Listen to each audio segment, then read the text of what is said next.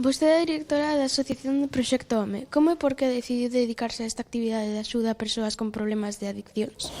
Pois mira, estaba traballando, antes de traballar no Proxecto Home, estaba traballando con adolescentes en un centro de menores, con nenos e con adolescentes. Bueno, estudiei psicoloxía, plantexáronme a posibilidade, xunto co primeiro director de Proxecto Home Galicia, Ramón, a posibilidade de poderme formar en adiccións, que daquelas, non estouche falando, fai 35 anos casi, formarme en adiccións, porque se iba a abrir un centro na sede aquí en Santiago, porque había moitas necesidades nos anos 90, había moita necesidade porque había un boom moi forte de persoas con problemas de adicción, sobre todo en aqueles momentos de consumo de heroína. Bueno, pois facía falla botar unha man, porque os centros que había, sobre todo municipais, que axudaban as persoas con problemas de adiccións de drogas, pois non chegaban. Entonces esa foi a maneira de poder entrar. Eu non tiña en ese momento coñecementos sobre a materia, sobre sustancias tóxicas. Estuve informándome durante un período dun ano en Italia, que digamos que o centro nai de Proxecto Home, porque naceu ali, e despois, pois, nos proxectos Homes que había xa en España, en Madrid, estuve informándome durante outro período. E o 23 de xaneiro de 1990 pois abrimos aquí en Santiago a primeira sede. Entonces foi unha situación moi nova para min, pero tamén moi enriquecedora, porque era unha maneira de poñer en práctica, despois de estar traballando con nenos e con adolescentes, pois de poñer en práctica a relación humana e a relación cas persoas como un método tamén dentro do que é o propio traballo, non? Facer un proceso de rehabilitación en drogas supón contar ca persoa, cas capacidades da persoa, cos intereses da persoa e reconducilos, non solamente deixar ese consumo de drogas, non? E, bueno, o traballo con nenos axudoume moito no seu momento para empatizar, para poder chegar, para saber escoitar, e despois todo o coñecemento que fun facendo ao largo do tempo, pois me axudou a sentarme hasta o día de hoxe, que sigo traballando.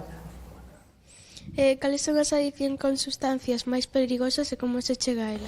Bueno, se teño que elexir algunha sustancia perigosa, non sei elexir, porque todas son sustancias perigosas, é dicir, calquer sustancia que de alguna maneira crea adicción supón que está accedendo ao sistema nervioso central de cada unha das persoas que fan uso desa droga e está alterando toda a dinámica da persoa, tanto a nivel psicolóxico como a nivel fisiolóxico.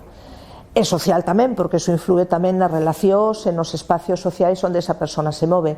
Entonces non sei decir cal é a sustancia máis perigosa. Eu penso que son todas, e penso que hai un clima social onde a heroína, a cocaína, como as drogas máis fortes, as drogas que máis crean dependencia, todo este tipo, bueno, pois cada unha ten un sistema de dependencia diferente, pero todas son moi perigosas. O alcohol, por exemplo, que é unha droga socialmente aceptada, que parece que non pasa nada, e é unha das drogas que máis problemas trae a nivel neuronal. Entonces, pois, eu creo que todas teñen un potencial, por desgracia, perigoso, non? No día a día das actividades da vosa asociación, como soes axudar aos pacientes? Bueno, a ver, é que hai moitas actividades, porque dende que abrimos no ano 90 a hora, pois hai diferentes servicios, non? Pero sempre a entrada en todos os servicios, hoxe estamos expandidos en Santiago de Compostela, en Ourense, en Vigo, na Coruña, pois en todos os servicios a entrada sempre é a mesma, é dicir, a persoa que necesita axuda ven unhas veces acompañada de algún familiar, outras veces ven soa, e nós o primeiro que facemos, que é o que lle chamamos a primeira fase de información e diagnóstico, o que facemos é escoitala, saber cal é a súa problemática, saber hasta onde esa problemática está incidindo na súa vida, e a partir de aí facendo diferentes probas diagnósticas, o que facemos é un pouco como un perfil desa persoa ca súa realidade adictiva, e a partir de aí o que intentamos é derivala ao servicio que máis se lle pode, ou pensamos que máis, tras ese diagnóstico, máis se lle pode axudar. Entonces, poden ir son persoas que, por exemplo, teñen un consumo de drogas estimulantes, a droga máis consumida, pois van ao servicio de drogas estimulantes. Teñen un problema de alcohol, pois van ao servicio de traballo con persoas adictas ao alcohol. Teñen un problema de drogas depresoras, pois van a ese servicio. É dicir, vamos derivando. Entonces, bueno, a axuda que ofrecemos non é solamente facer todo un proceso de desintoxicación e deshabituación, que eso habitualmente o fan cos seus médicos de referencia nas unidades de drogodependencia, sino que é máis un traballo a nivel de traballo de personalidade. É dicir, que a persoa descubra por que consume unha sustancia, cales son as razóns reales, non solamente as razóns son porque lle gusta ou porque lle apetece, eso tamén, pero despois detrás posiblemente hai crisis persoais, determinados desencaixes na súa personalidade que temos que traballar, e isto é o que traballamos nos procesos de rehabilitación. O traballamos moito tamén cas familias, porque as familias sofren moito a problemática dos seus fillos ou fillas, e traballamos e apoiamos tamén as familias, e sobre todo porque as familias van a ser un punto de apoio no momento en que están con elas vivindo, non? Entón, ou familias, falo pais nais, pero tamén falo parellas, non? Entonces, é unha parte para nós tamén moi importante, sobre todo de apoio para o éxito que ten que ter a persoa na súa inserción de novo na vida normalizada, non? Cal é a adicción máis grave de todas? Bueno, decía antes, non sei decirche cal é a adicción máis grave de todas. Eu penso que a gravidade non é a sustancia, senón é o deterioro que esa sustancia que tú metes no teu corpo te produce a nivel psicolóxico, a nivel fisiolóxico e a nivel social. Canto máis excluído estás da túa vida normal e solamente pensas en consumir e como lograr consumir esa sustancia, pois ao final é cando se logra ese deterioro, porque te metes así nun recunchito e olvídaste de todo o que tes ao teu redor, non?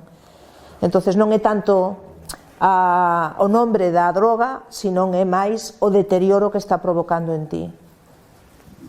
En canto aos menores de idade, cando empezan a tomar drogas e como chegan habitualmente a eles? Bueno, pois, a ver, como empezan a tomalas? Pois probando. É dicir, na idade vosa hai unha característica que sempre é unha característica moi positiva, non? Que é descubrir, coñecer cousas novas, descubrilas, probalas. Entonces, bueno, pois a idade habitual de inicio en consumo de drogas legais, tabaco e alcohol, está entre os 14 anos máis ou menos, e despois vai escalando xa en drogas ilegais. Que pode suceder? Que unha persona experimente e probe e non lle guste, ou non lle apetezca, ou aunque lle guste, teña información suficiente como para descubrir que, ainda que me guste unha cousa, sei que non a debo de ter en conta para min porque non é boa, e entonces paso. Pero pode suceder o contrario, que experimento, me gusta, e entonces entro en unha escalada de frecuentar máis o consumo desa sustancia, non? Como se chega ás drogas? Bueno, pois é moi fácil. Habitualmente se chega en grupo, algunha persoa da pandilla ou algunha persoa de fora, algún irmán maior, a presenta de algunha maneira, e entonces pois se proba. Hoxe, a nivel medios de comunicación, pois hai determinadas drogas, o cannabis, os porros, tomar de vez en cuando unha copa, este tipo de cousas se normalizan moitísimo. Entonces tamén lle vai quitando importancia, non? Como unha cousa normalizada que se fai de vez en cuando, que non crea ningún tipo de dependencia, e entonces, bueno, pois veña, vamos, e xa está. Entonces está moi perto inda que hai unha normativa, hai unhas leyes que pois prohíben acercarse aos institutos, aos coles, a xente, pero a pesar de todo quen conoce a lei conoce a trampa, dicen por aí, entonces un tamén sabe buscar as maneiras, non? Cal é a sustancia máis común coa que empeza a consumir os menores? Habitualmente alcohol, despois cannabis, tabaco, porque o cannabis se mezcla con tabaco, entonces van unidas, vale? E despois xa vai unha escalada, pero xa cando un xa ten 17, 18 anos, que xa ten unha vida nocturna de ocio e tempo libre diferente a xente que sodes máis xóvenes como a vos, pois empezan xa con outro tipo de drogas, non? Que poden ser pastillas, MMDA, que son drogas sintéticas, cocaína, pero bueno, alcohol, tabaco, cannabis, va por aí. Como é o proceso para conseguir que os menores de idade deixen de consumir estas sustancias e que deberían facer a sociedade para evitar ese inicio? Pois eu xa non quero decir deixar de consumir esas sustancias, pero por lo menos sí retardar a edade de inicio na experimentación ou no consumo de sustancias. Canto máis edades teñades, máis capacidade tedes de pensar, o primeiro, segundo, de tomar decisións, terceiro, de madurar, estades en unha etapa na cual un está en proceso de maduración. Canto máis tardemos en consumir drogas, o proceso de maduración está máis estabilizado, entonces tedes maiores capacidades de decisión, vale? E isto é facer unha boa prevención, é dicir, para que vos sexades sensibles e entendades que o consumo de drogas non ten por que formar parte da vosa vida para nada, nin para olvidarse de problemas, nin para cubrir complexos, nin para pasalo mellor, nin para ligar, nin para nada.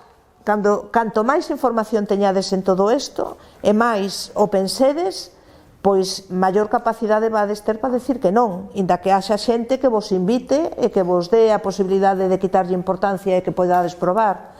Isto que significa? Facer prevención. E a prevención en que consiste? Pois en darvos unha información veraz, non sempre a información que ven por canales de medios de comunicación é a máis correcta, hai alguna que sí, hai outra que non tanto, entonces profesionais, os tutores nos colexios, os pais na casa, canto máis ampliemos os axentes preventivos a nivel social e máis comunitario sea, máis reforzado vai estar esa mensaxe de decir non ás drogas, é a maneira de podervos axudar para que tomedes boas decisións. Que ano cree aproximadamente que os menores van deixar de tomar ese consumo? Ui, non sei, non son gurú, ojalá poda haber algunha edade na cual, algunha fecha na cual os adolescentes non consumades drogas e as drogas desapareceran do mundo, pero eso non vai a ser posible. Por eso digo, hai que ser realistas. O traballo para facelo ben é axudarvos a que, se en algún momento decidides probar ou consumir, canto máis edade teñades, mellor. Se nos centramos na cocaína, como actúa no cerebro, cales son os seus principales efectos e como axudan vostedes as persoas con este problema?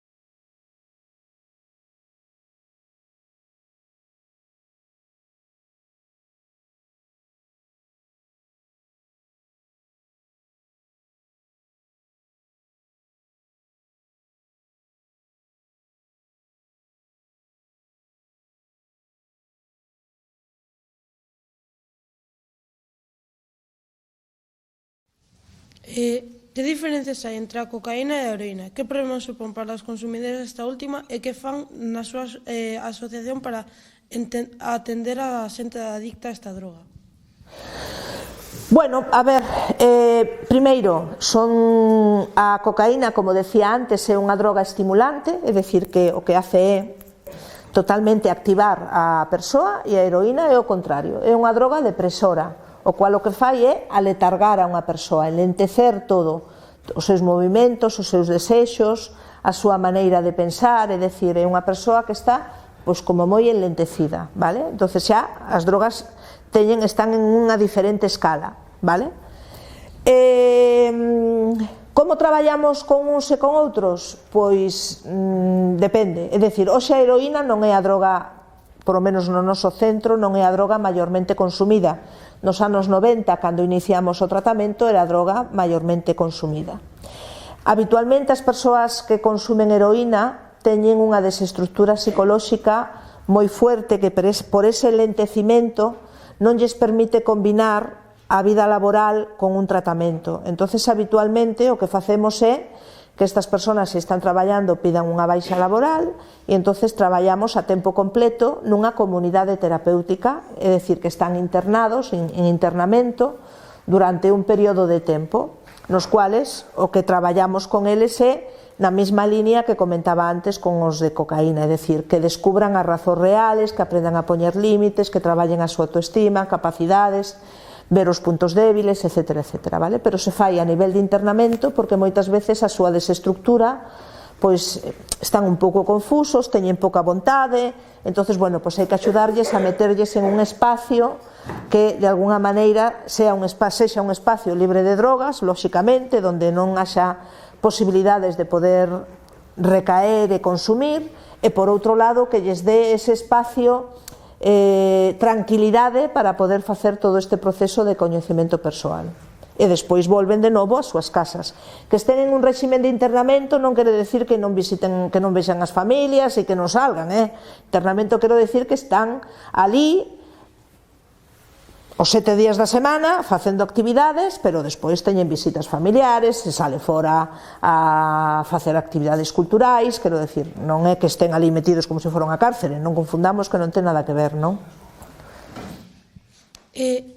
Hai tamén outras drogas que son sintéticas, de laboratorio. Que diferencias hai entre estas drogas e todas as anteriores? Que produtos naturais e que efectos teñen os consumidores e que tratamento especial teñen nos seus centros terapéuticos? A ver, as drogas sintéticas habitualmente están feitas en laboratorio, co cual cada unha ten unhas composicións químicas diferentes, non? Casi todas son derivadas das anfetaminas e entre elas mayoritariamente son drogas en general estimulantes. Se combinan en actividades de ocio e tempo libre, moitas veces a xente xoven, e producen unhos efectos moi parecidos aos da cocaína, vale? É dicir, son moi activadoras, son drogas que producen moita confusión a nivel cognitivo, é dicir, este tema de alucinacións, de percepcións visuais, de moito brillos cando estás consumindo, de diferentes movimentos na luz, etc., etc., o producen este tipo de drogas, inda que tamén hai drogas sintéticas que tamén son depresoras, pero bueno, maioritariamente a xente xoven utiliza máis as que son un pouco máis activadoras, combinadas casi sempre en actividades de ocio e tempo libre, festas rave, discotecas, pubs, bueno, este tipo de temas. No proceso de rehabilitación, hai algunha diferencia co resto das drogas? O noso sistema de traballo é moi similar, é dicir, o deterioro que produce, nos non tocamos cocaína, heroína, drogas sintéticas e cada un ten un tratamento diferente, non. Nos observamos a persoa, como esa droga afecta a esa persoa en todo o seu componente físico, psicolóxico e social, e desde aí entramos a tratamento, vale? Non hai tanta diferencia de como unha persoa é consumidora dunha droga ou de outra, como eso deteriora. Miramos como está afectada esa persoa. A veces hai persoas que están afectadas moi fuertemente consumindo cannabis, por exemplo, que non o estades tocando, pero que é unha droga moi importante, e ten que ter un tratamento en internamento porque a súa desestructura psicolóxica é moi potente e non é consumidora de heroína, por exemplo, vale? Entonces, pensamos máis no perfil da persoa e como está afectada que no nome da sustancia ou da droga, non? Que son unha parte tamén moi importante. E despois, a parte de saber combinar o tratamento psicolóxico con toda a parte médica, que é moi importante, é básico tamén, O problema das drogas sintéticas é que o deterioro psicolóxico e problemática en saúde mental é moi potente. Entonces é necesario unha parte médico-psiquiátrica de acompañamento tamén moi fuerte. Como falábamos antes das drogas estimulantes, crees que a largo plazo unha persoa que consume estas drogas pode ter cambios radicales na súa persona? Sin duda, sí. Claro, esa é a parte máis importante, non máis importante, pero unha das partes punteiras para traballar en que unha persoa poda facer un proceso de rehabilitación e poda acadar un futuro con unha vida normalizada desde a abstinencia e estabilizar de novo a súa personalidade, porque senón non é capaz de relacionarse de unha maneira normalizada de novo.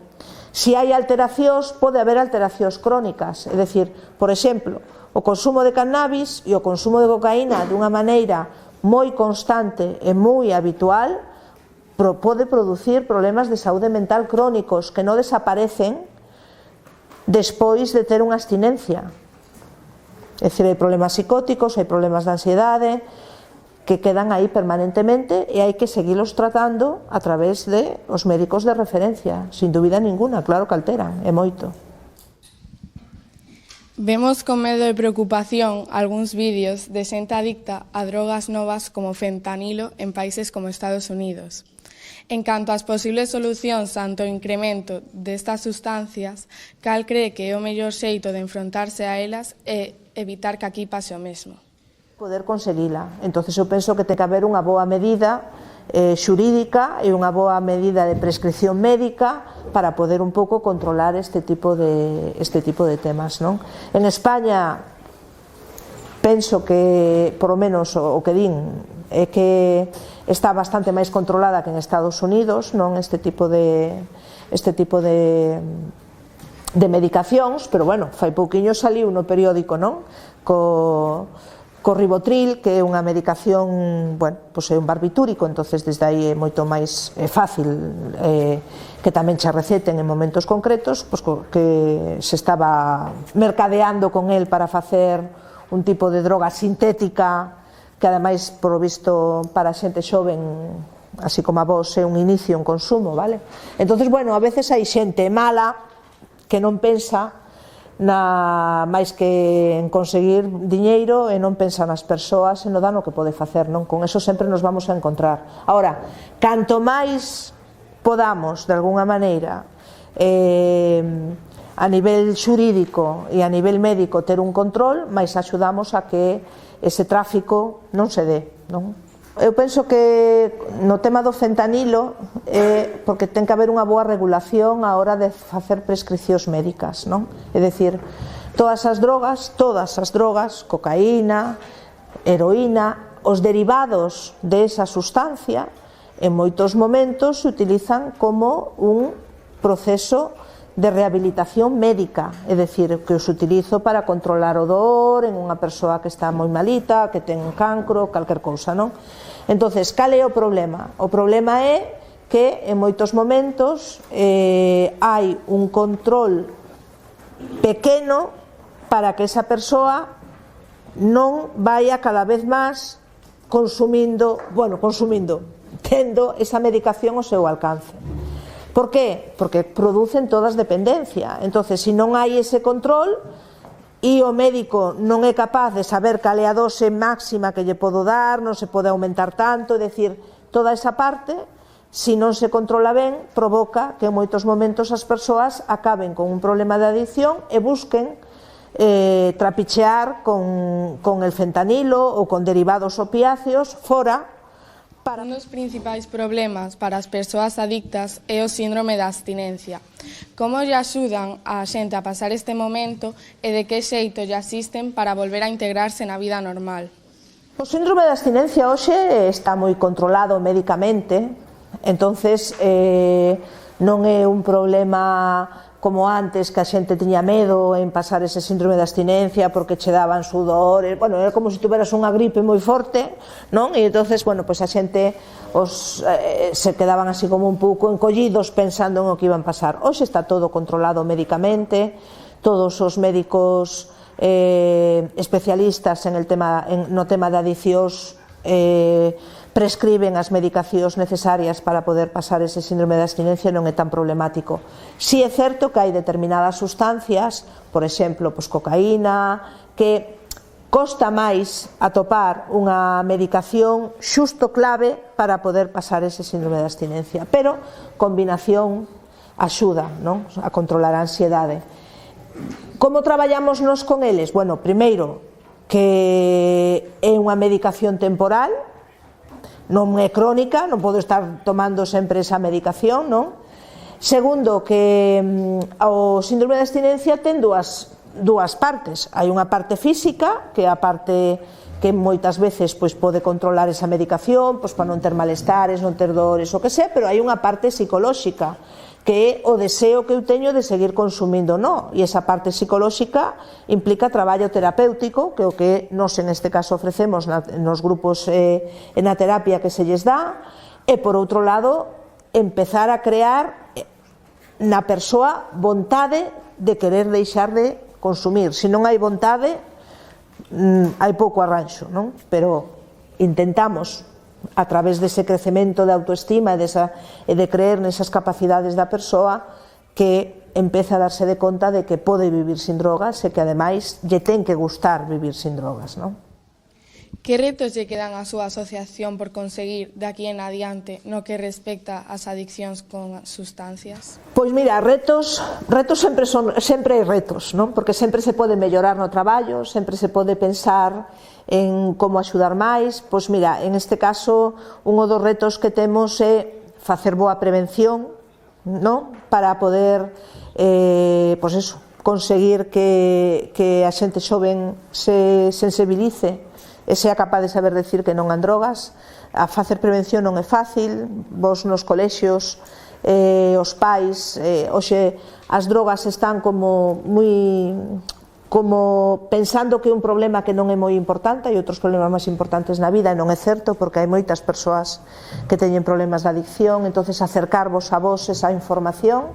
E outro dos retos que temos é acompañar as mulleres con problemas de adicción. Teñen un acceso a veces máis lento, menos presente, tardan máis, porque a veces teñen fillos, a veces teñen cargas familiares, entonces se tarda moito a veces en entrar. E o que intentamos, para nós un reto é intentar facilitar a entrada das mulleres. Por exemplo, na nosa comunidade terapéutica, onde están os rapaces e rapazas que están internos, temos posibilidade, porque temos un espacio para nenos que vayan cos nenos pequenos menores de 3 anos, e así non rompen o vínculo de nai-fillo. Bueno, intentamos de alguna maneira axudar no máximo posible, porque as mulleres teñen moito problema, non? Tamén de consumo de drogas, e tamén con un forte deterioro a nivel personalidade psicolóxico. E ese é un dos retos importantes. E despois, outro reto que temos, que é intentar en algún momento pensar en aquelas persoas que teñen moitos problemas na súa reinserción social, é dicir, que de novo volvan a facer unha vida normalizada, ou porque xa teñen un deterioro crónico a nivel psicolóxico, ou porque non teñen familia e non teñen onde ir. Entonces, intentar facer un espacio que nos lle chamamos centro de larga estancia, no cual as persoas teñan un espacio onde estén ben, é dicir, estén a gusto con elas mismas, que non sea un centro non sei, asistencial onde non se faga nada, sino que estén activas, que fagan cursos de formación, prelaborales, laborales, que se sintan funcionales, pero que entendamos que moitas veces, como non poden vivir nas súas casas porque están solos ou porque non teñen posibilidades, teñan un espacio onde non podan entrar en unha situación de risco en recaída. Ese tamén é outro reto que temos, non? Que non hai moitos espacios deses a nivel social. Antes dixeches que os cannabis tamén eran unha droga moi importante. Poderías nos falar un pouco deles e contarnos as consecuencias que teñen nunha persoa? Bueno, decía antes, non sei dicirche cal é a adicción máis grave de todas. Eu penso que a gravidade non é a sustancia, senón é o deterioro que esa sustancia que tú metes no teu corpo te produce a nivel psicolóxico, a nivel fisiolóxico e a nivel social. Canto máis excluído estás da túa vida normal e solamente pensas en consumir e como lograr consumir esa sustancia, pois ao final é cando se logra ese deterioro, porque te metes así nun recunchito e olvídaste de todo o que tes ao teu redor, non? Entonces non é tanto o nombre da droga, senón é máis o deterioro que está provocando en ti. Se a xente sabe que as drogas son malas para eles, por que empezan a tomalas? Pois porque hai unha presión exterior que é moi forte. É dicir, isto é o mismo en moitos momentos como cando están as modas, non? Se utiliza, eu que sei, pois determinada forma de vestir ou determinada cousa que ao mellor non me gusta moito, pero ao final acaba me gustando, porque o facemos todos, porque os meus compañeiros me invitan, porque eu a veces non sei decir non, porque penso que igual me van a excluir ou penso que igual non me van a ter en conta. Por eso as drogas a idade de inicio é máis ou menos en edades próximas ás vosas, ou a mellor un poquinho máis maiores, pero é o momento no cual un está máis vulnerable, non está maduro de todo e non sabe decir que non. Entonces, inda que un sepa que non, é bo, ao final a presión externa fai moito peso. E tamén porque moitas veces un pensa, por unha vez non pasa nada, a mí non me vai a pasar o que escoito por aí porque eu son máis lista ou máis listo e vou poñer freno antes. É dicir, un tamén se vai autoenganando moitas veces, non? Entre as drogas estimulantes e as drogas depresivas, cales son as máis adictivas e por qué? Bueno, xa o expliquei varias veces, non é cuestión de máis adictivas, quer dizer, todas son adictivas no momento en que empezan a facer efecto no noso sistema nervoso central e empezan a afectar a nosa psique. Entonces, eu non vos sei decir cales son as máis adictivas. Se me dices canta rapidez hai en adicción, é dicir, canto tardo en sentir a necesidade de que cada vez necesito consumir máis drogas porque o meu corpo mo pide e a miña cabeza tamén, pois bueno, a heroína é unha droga moi rápida, a cocaína é unha droga moi rápida, non? Canto deterioro provoca a heroína e como de malo cree que é en comparación ao alcohol? As dúas drogas son depresoras, a heroína e o alcohol son drogas depresoras. O deterioro que produce unha e outra, cando son drogas depresoras, pois producen unhas alteracións nas conexións neuronais moi potentes que non deixan que unha persoa vaya actuando, este activada na súa vida. Diferencias entre unhas e outras? Non, calquera das dúas a nivel social excluye moito, crea moitos problemas acompañados á parte física de deterioro físico que todos estamos moi acostumados a ver, problemas sociais moi potentes, pois de maltrato, de roubos, de ter que acadar diñeiro para poder conseguir, sobre todo heroína, esa sustancia. Entonces hai un deterioro global. Calquer consumo de drogas, en este caso as que me preguntas tú, provocan un deterioro a nivel social, a nivel personal e a nivel biolóxico potente. Cales son todos os tipos de deterioros que afectan as persoas con adiccións? Ou algúns tipos? Bueno, expliqueino antes xa bastante, non? É dicir, dependendo da clasificación na que se encontra a droga que se consume, pode provocar alteracións de activación excesiva, ansiedade e agobio, estar moi activado con problemas de ira, de enfado, de problemas de descontrol emocional en xeral, en todas as drogas, tanto sean depresoras como sean estimulantes. As estimulantes, evidentemente, duplican este tipo de características que vos estou explicando e calquera deles pode ser susceptible, sobre todo ás drogas estimulantes, de provocar problemas de saúde mental que poden chegar a ser crónicos. Os porcentaxes de persoas que inxiren algún tipo de drogas actualmente é maior ou menor que hai 30 ou 40 anos? Pois non che sei contestar. Eu penso que os porcentaxes en consumo de drogas están sendo moi similares. Non o sei, non che sei decir de fai 30 anos agora. Posiblemente o que cambia son as porcentaxes en tipo de drogas. Hoxe se consume máis drogas estimulantes que depresoras. En algunhas drogas as edades de inicio parece que se elevan un pouquiño, co cual a veces a prevención, por fin, non dá o seu fruto, pero sigue sendo preocupante. Así que eu penso que hai unha similitude, non? Quizás hai máis drogas estimulantes hoxe en porcentaxes, pero é problemático como antes, desde o meu punto de vista.